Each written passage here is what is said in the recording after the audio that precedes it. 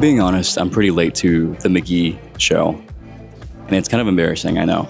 I remember seeing a bunch of my friends post about this Dream Police thing, with captions being like, "This is amazing, this is incredible, it's gonna change your life, he's so handsome." And I took one look at that cover and I pretty much said, no, I'm good.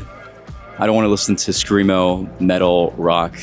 I'm not in the mood for it right now. Which, if you know me personally and you're watching this video, you know is a crazy statement for me to make, because I love rock, metal, punk. Hell, I pretty much looked like this all throughout high school, so I don't know where any of that was coming from. So I pretty much just swiped to the next story and honestly didn't think twice about it. About a month goes by and I start seeing more and more of my friends post about this album cover that I keep seeing. Everyone's saying, "This is incredible, you need to listen to this, it's gonna change your life." So reluctantly, of course, I add this hardcore screamo metal album to my listen list. A few days go by and I don't really give it much attention. I'm going through all my other songs that I'm listening to, and eventually I get to the album and I fucking hated it.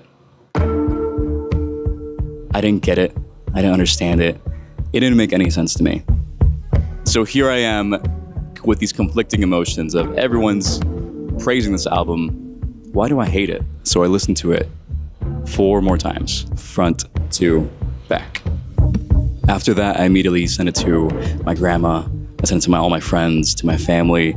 I sent it to that waitress down the street. I sent it to everyone that I could imagine that would also appreciate it. And I was left with this question of, why did I initially hate it so much when now it's the only thing I really listen to on repeat?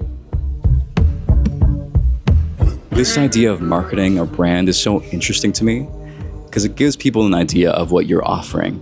I think that's why maybe genres have been so prevalent all these years, where people want something that they can explain. I mean, hell, it's probably the biggest reason why I had such a hard time listening to the album in the first place. Because the story that the album cover sold me was rock, metal, punk, hardcore. But then you listen to the first song on that album, New Low, and it's this 80s inspired, alternative, experimental, indie-esque track.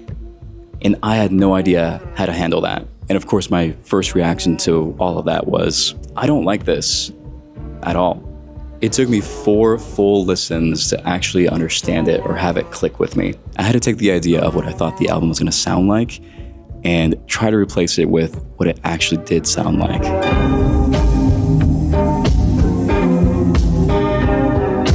For the longest time, I thought I was meant to be an engineer. It was kind of the right path that I should be taking. But every bone in my body just said, I want to be a musician. But I never believed in myself enough for that, or I never challenged myself to change that thinking. I want you to challenge yourself. I want you to think about something that you haven't challenged yourself about. Maybe something that you believe is true when you don't want it to be true. Like if you're a musician, maybe it's this belief that you have to have a certain amount of streams to be successful. Or if you're a student trying to figure out what you want to do, maybe you're being told you should be a doctor or a lawyer or a nurse, and maybe you haven't challenged what you actually want to do. Because life is just too short to not be doing something that you actually want to do. I believe in you. I want you to succeed. I want you to take that chance on yourself. And ultimately, I want you to look up.